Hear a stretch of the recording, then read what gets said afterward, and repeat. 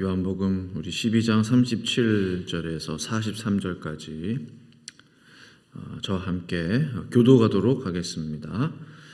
이렇게 많은 표적을 그들 앞에서 행하셨으나 그를 믿지 아니하니 이사야 말씀을 이루게 하심이라.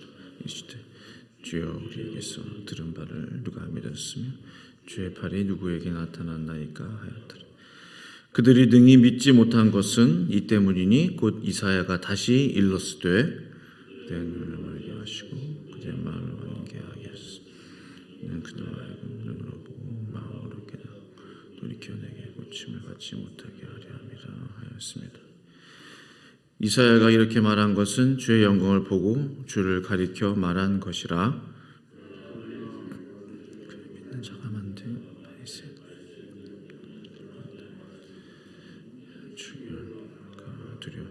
같이 있습니다. 그들은 사람의 영광을 하나님의 영광보다 더 사랑하였더라. 아멘.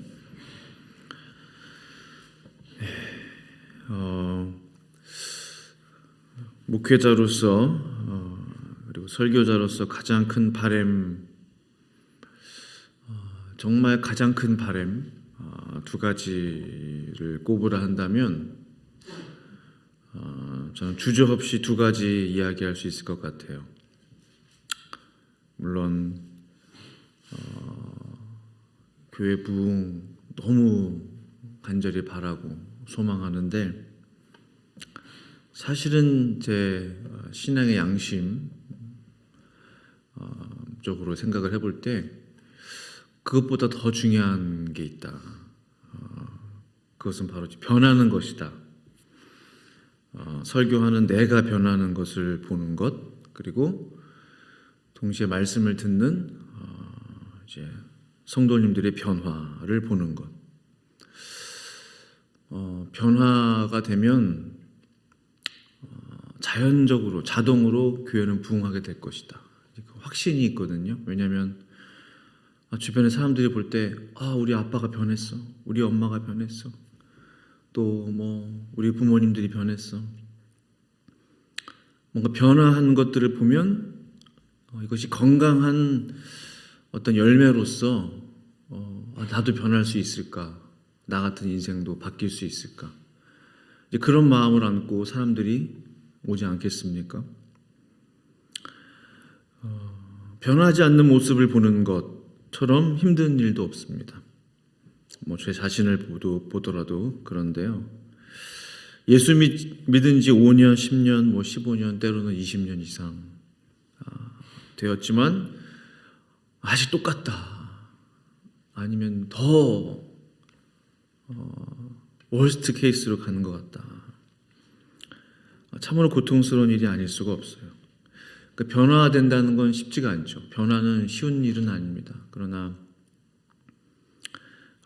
절대로 포기하지 말아야 하는, 포기해서는 안 되는 성도의 변화, 성화라고 하죠.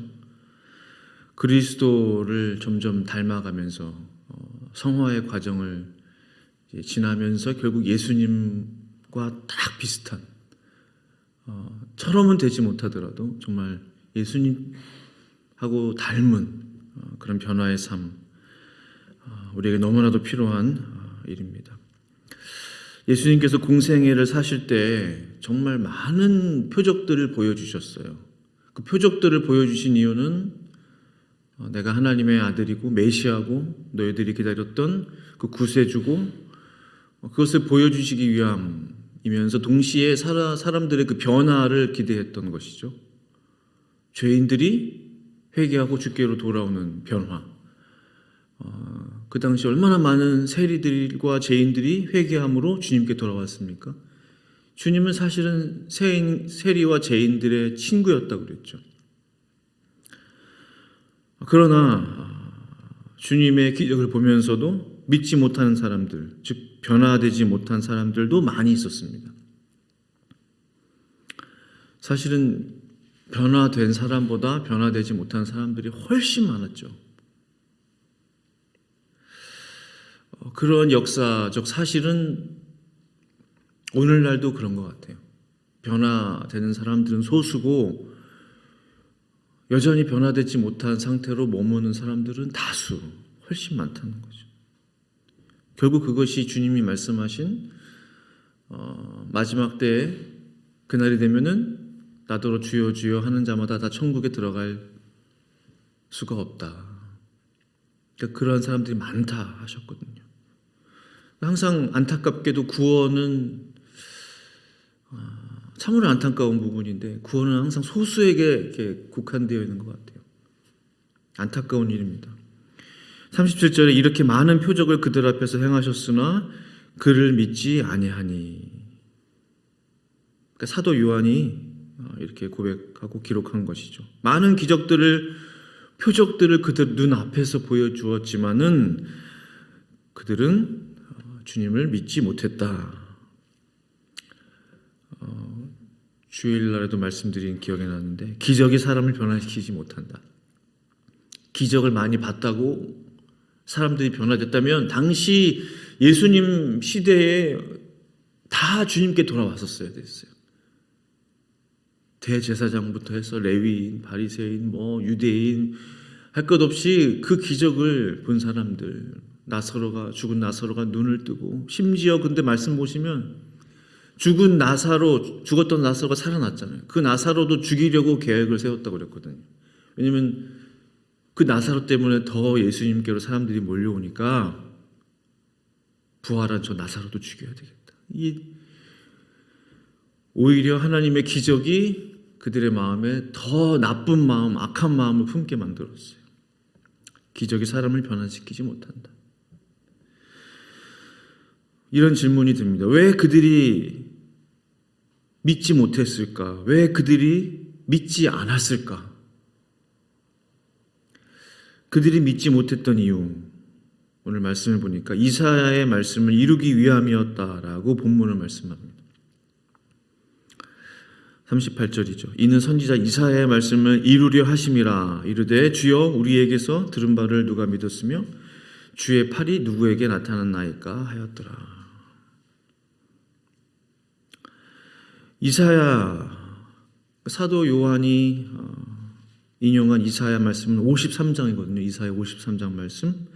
이사야 53장에는 유대인들에 의해서 고난받는 예수 그리스도의 모습이 아주 자세히 기록되어 있어요. 우리가 잘 아시는 말씀.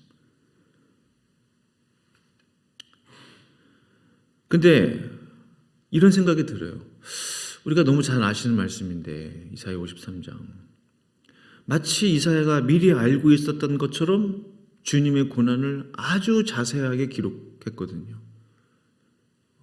그는 정말 순한 가지 같아서 또 볼품이 없고 사람들로부터 미움을 받고 버림을 받고 그가 채찍에 맞음으로 우리가 나음을 얻고 어떤 그런 구체적인 부분들. 이는 선지자 이사야의 말씀을 이루려 하심이라 라고 했거든요. 이사야의 말씀을 성취하기 위해서였다. 그렇다면 이사야 53장의 이 말씀을 이루기 위해서, 이 선지자의 말을 성취하기 위해서 그렇게 많은 사람들이 예수님을 핍박하고 그를 믿지 못했던 것인가? 그런 생각 들지 않으세요?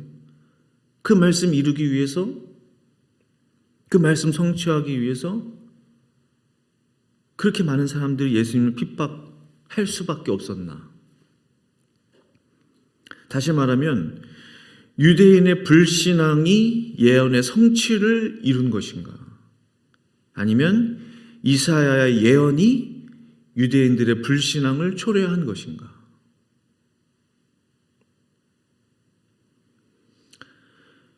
그러니까 예언된 그 말씀 때문에 어쩔 수 없이 그들은 믿고 싶어도 믿을 수 없는 그런 상황이 된 것인가?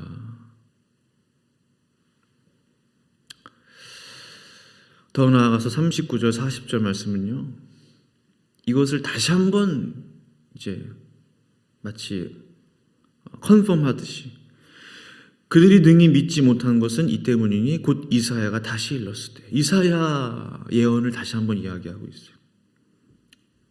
40절 그들의 눈을 멀게 하시고 그들의 마음을 완고하게 하셨으니 이는 그들로 하여금 눈으로 보고 마음으로 깨닫고 돌이켜 내게 고침을 받지 못하게 하려 함이라 하였음이더라. 그러니까 그들이 능히 믿지 못한 것은, 예수님을 구주로 믿지 못한 것은, 메시아로 받아들이지 못한 것은 결국은 이사야의 말씀을 이루기 위함이다 라고 사도 요한이 말하고 있는.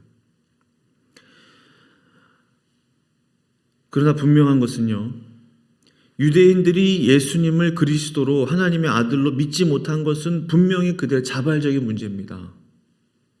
그들의 교만함, 그들의 완고함, 그들의 위선 등등등, 그들의 기득권, 밥그릇 싸움이죠. 밥그릇 싸움. 자발적인 문제입니다. 그런데 어째서 사도 요한은 마치 그들이 믿음이 없는 것은, 능히 믿지 못하는 것은 이사야 예언의 말씀을 이루기 위함입니다 라고 이야기한 걸까? 정말 난해합니다. 마치 정해져 있는 것처럼. 여기서 중요한 것이, 여기서 발견할 수 있는 것이, 사실은 하나님의 중요한 어떤 성품 혹은 능력인 어떤 예지와 예정입니다. 예지와 예정. 영어로는 foreknowledge, 예지. 예정은 predestination. 아마 들어보셨을 거예요. foreknowledge와 predestination. 예지와 예정. 하나님의 예지와 예정을 사도 요한이 이야기한 것이다 라고 생각합니다. 그러니까 하나님께서 너무나 전능하셔서, 너무나 지혜로우시고 전지전능하셔서 사람의 과거와 현재와 미래를 너무나도 정확하게 하신다. 마치 정해놓은 것처럼, 정해진 것처럼 아실 수밖에 없는 전능하신 하나님, 전지하신 하나님. 쉽게 말하면 누가 예수를 믿게 될지, 누가 예수를 거부하게 될지를 하나님은 미리 아실 수밖에 없는, 미리 아실 수밖에 없는 능력이 얼마나 강하면 예정되어 있다라고 예정론이 나왔겠어요. 마치 예정되어 있다 할 정도로. 그러나 미리 정해놓은 것이 아니라 미리 알고 계시는 것. 근데 그 알고 계심이 마치 거울을 보듯이, 두 눈앞에서 보듯이 정확하게 보고 계시다. 알고 계시다. 이런 관점에서 볼 때 하나님이 내 인생을 다 알고 계시겠구나. 사람들은 말하죠. 내 과거를 다 아시는, 나를 다 아시는, 나를 가장 잘 아시는. 그런데요, 내 미래도 가장 정확하게 아시는 하나님은 조금 약할 수가 있어요. 미래는 내가 개척하는 것이고, 내가 사는 것이고, 그냥 하나님이 나를 도와주시는 것이고. 그런데 가만히 생각해 보면요, 과거, 현재, 미래를 정말로 정확하게 아시는, 내가 어떻게 심지어 죽게 될지, 어떠한 시간에 어떠한 과정으로 내가 하나님의 부르심을 받을지 주님이 정확하게 알고 계시다. 베드로가 예수님께 이렇게 이야기하죠. 예수님, 제가 죽을지언정 절대로 주님을 부인하지 않겠습니다. 호언장담합니다. 근데 주님께서 뭐라고 그래요? 베드로야, 네가 오늘 밤 닭 3번 울기 전에 나를 부인하리라.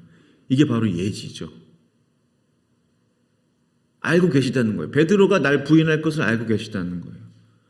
그렇다면은 오늘 밤 베드로가 나를 부인할 것을 알고 계신 예수님, 하나님께서 앞으로 베드로가 어떠한 삶을 살게 될 것이다 라는 것을 모르실까요? 하루만 아십니까? 모레는 모르고, 한 달 뒤는 모르고, 10년 뒤는 모르고. 그렇지 않죠. 모든 것을 아신 하나님은 베드로가 그날 위대한 하나님의 사도로, 예수 그리스도의 복음의 사도로 살 것을 훤히 내다보고 계셨다. 그 삶을 끝까지 잘 완수할 수 있도록 예수님께서 계속 옆에서 도와주시고, 부활하신 이후에도 베드로를 만나주시고, 그게 사명을 주시고 하셨다는 거죠.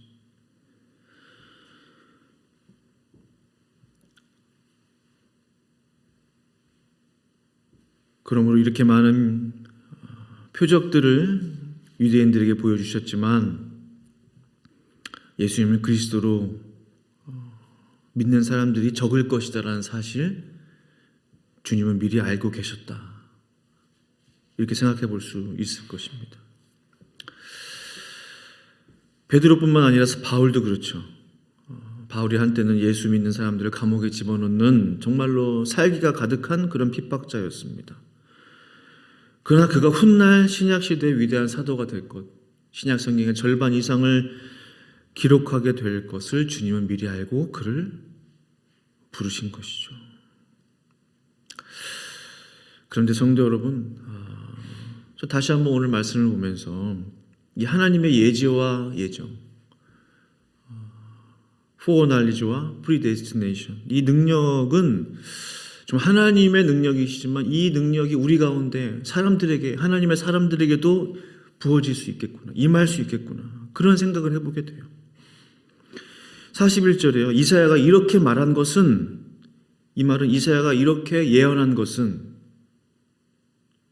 주의 영광을 보고 주를 가리켜 말한 것이라 했거든요.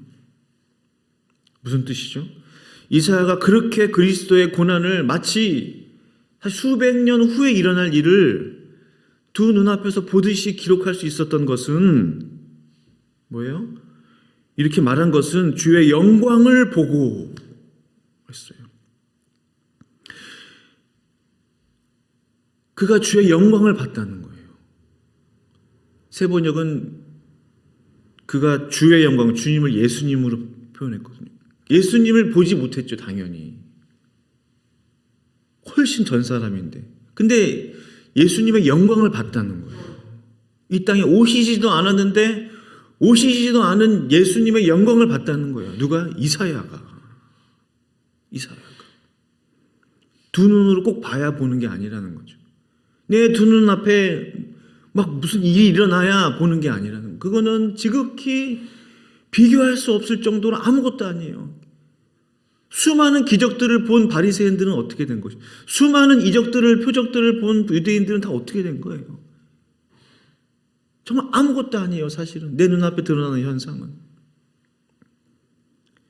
이사야는 한 번도 만나보지 못했던 예수님, 그러나 그분의 영광을 보고 그 주님의 십자가 사건과 그분이 당할 고난들과 일하심들을 너무나 정확하게 기록했어요.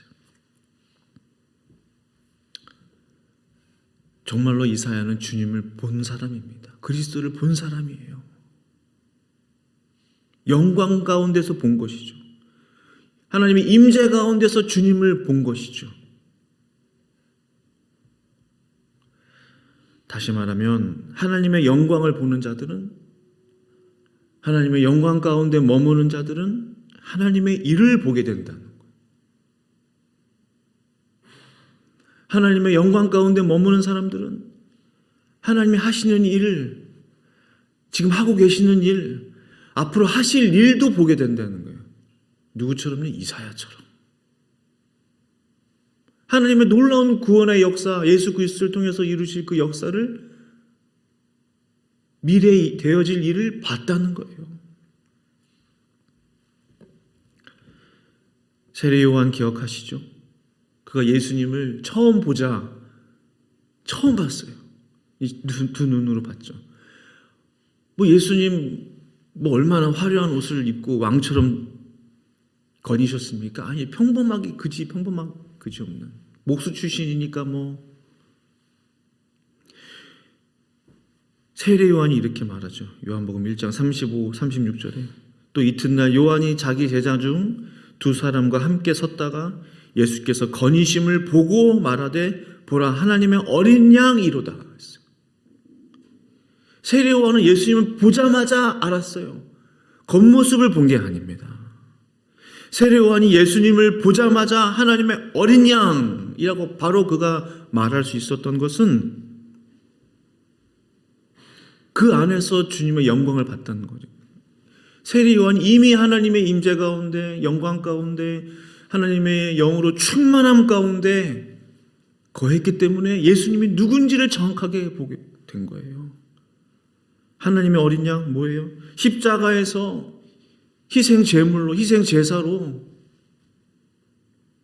십자가의 어린 양으로서 온 인류의 죄를 위해 죽으실 것을 미리 세례 요한은 알게 됐다는 거예요.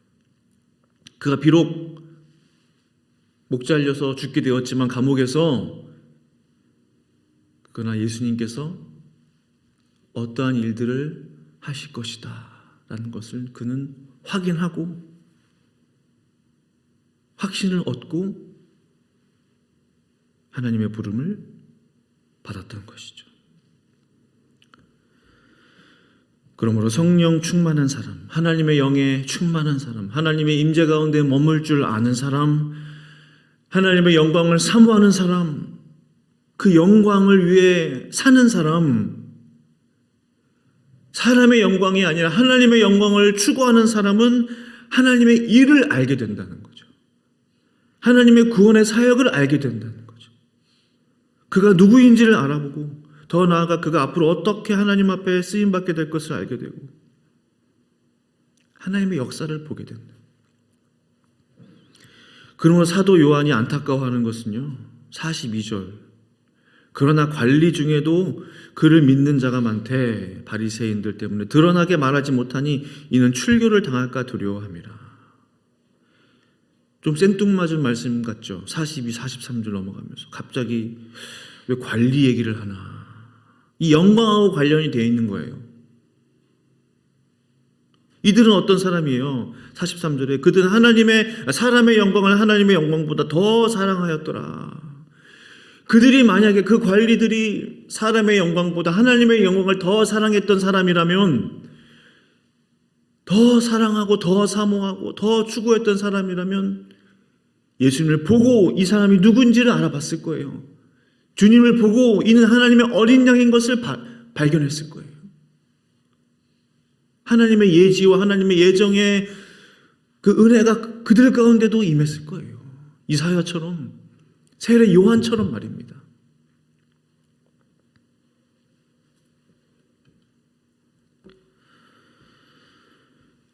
하나님보다 사람을 앞세우는 사람은 결코 하나님의 영광을 맛볼 수가 없어요. 하나님보다 세상을 더 사랑하는 사람도 하나님께서 하시는 일을 깨달을 수가 없어요. 불가능해요. 절대로 불가능해요. 이해할 수 없어요. 그러므로 사랑하는 성도 여러분, 하나님의 영광을 그 어떠한 세상의 영광보다 더 사모하시기를 간절히 축원합니다. 하나님께서는 참으로 전능하셔서 저와 성도님들의 과거와 현재와 미래까지 정확하게 알고 계심을 저는 확신합니다. 이미 정해놓은 것이 아니라 미리 내다보고 계시는 거죠. 그 사실이 우리를 더 겸손하게 만듭니다. 아, 내가 더 하나님의 영광 가운데 머물러야 되는구나. 내가 더 하나님의 임재를 사모해야 되는구나. 내가 주님 앞에 더 겸손해져야 되는구나. 이렇게까지 나를 잘 알고 계신 하나님 앞에 우리가 무엇을 감추며 무엇을 숨길 수 있겠습니까? 그 말씀을 마무리하면서 제 안에 그러한 간절함이 들어요. 하나님, 그렇다면 주님의 뜻대로, 오직 주님의 뜻대로, 온전히 주님의 뜻대로 모든 것을 이루어 주시옵소서. 그 기도밖에 나오지가 않더라. 나를 너무나 잘 아시오니, 과거와 현재와 미래를 너무나도 잘 알고 계시니 하나님, 오직 우리의 작은 인생을 통하여 하나님의 영광이 온전히 드러날 수 있게 하여 주시옵소서. 또 한 가지 더, 그렇다면 조금 더, 한 걸음 더 주님 앞에 더 가까이 갈 수 있게 해주세요. 지금보다 조금 더 주님께 쓰임받는 사람들이 되게 해주세요. 지금보다 조금이라도 더 주님의 영광을 나타내는 사람이 되게 해주세요. 그런 간절한 소망의 기도를 이 새벽에 드리실 수 있기를 간절히 축원합니다. 우리 함께 기도하시겠습니다. 하나님 아버지, 그렇습니다. 오늘 사도 요한이 기록한 성경 말씀을 보면서 하나님 아버지, 우리가 사람의 영광이 아닌 하나님의 영광을 추구하고 구하고 사모함으로 하나님의 하실 일을 보게 하시고 하나님이 하고 계시는 일을 깨닫게 하시고 하나님의 역사를 보게 하시고 이 모든 세상 만사를 주관하고 계시는 그 하나님을 온전히 깨달을 수 있도록 하나님의 지혜의 영이 우리 가운데 임하기를 원합니다. 어리석은 자가 되지 않게 하여 주시고 시대를 읽을 수 있는 분별력을 허락하여 주시고 하나님의 성령의 영이 항상 충만함으로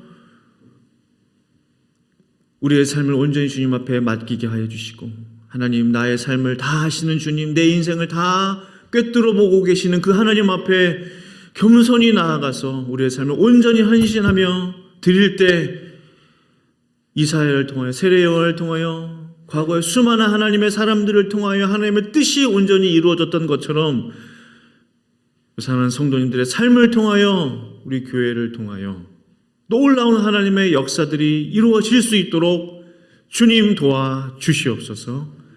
감사드리며 예수님의 이름으로 간절히 기도합니다. 아멘.